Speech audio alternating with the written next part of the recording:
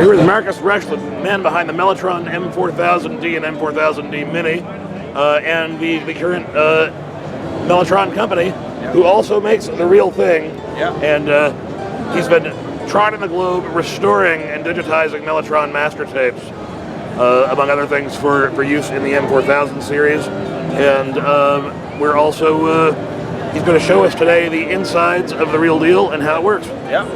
So this is a Mellotron M400 from 1973, and they work the same as... So this is real vintage. This is not one of your, and the tapes even are from 1973.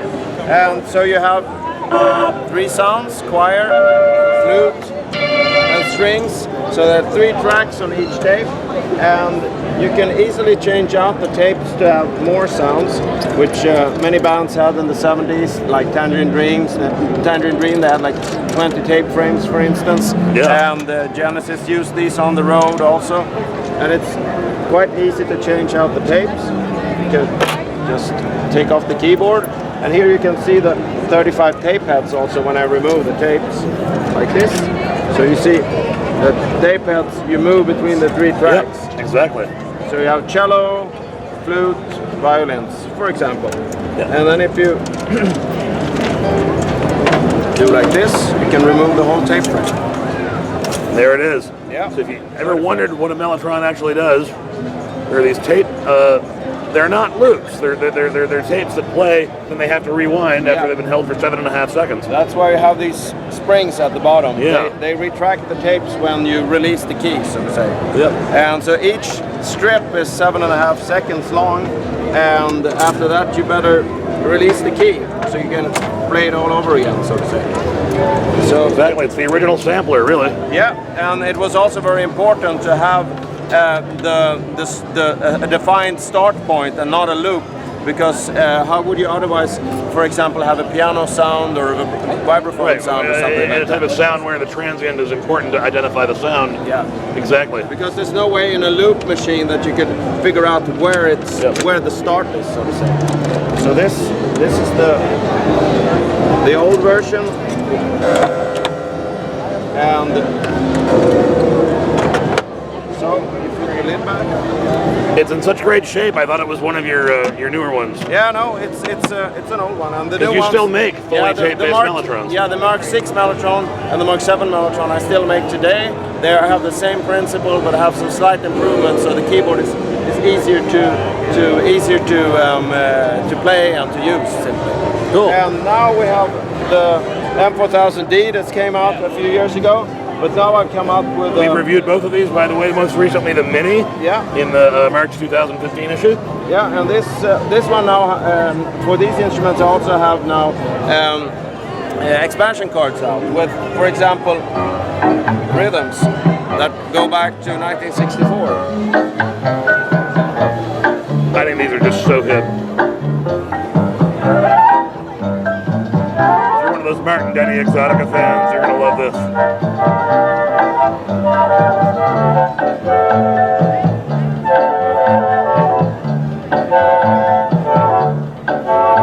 And these loops are also used by the Kinks. Phenomenal Cat. Phenomenal Cat is the song that precise. So cool. And then we have also acquired some more Chamberlain Masters. We now have all Chamberlain Masters that ever existed. And this, the Chamberlain had also these rhythms. They were the original inventor of this tape replay keyboard instruments. And they had the predecessor of the Chamberlain is before the Mellotron, for those who don't know. Yeah, exactly. Yeah. So the Chamberlain had the original idea of putting in these rhythms. Sorry.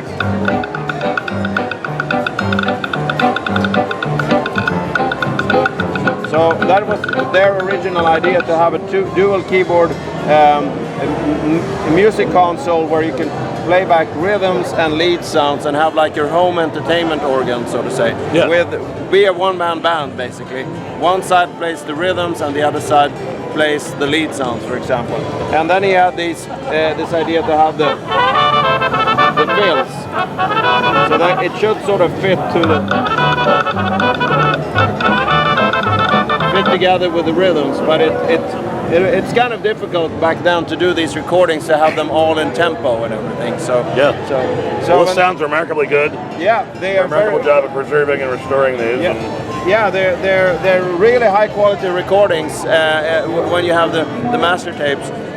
Most of them in the instruments, of course, are of a very much lower quality, and that's why it's so important to preserve the original masters and go back to those when you want to recreate those sounds from back then, so to say. Very cool. Same thing with the Mellotron. Yes.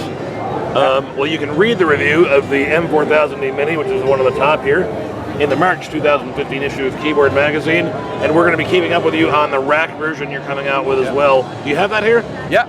Okay, let's have a look.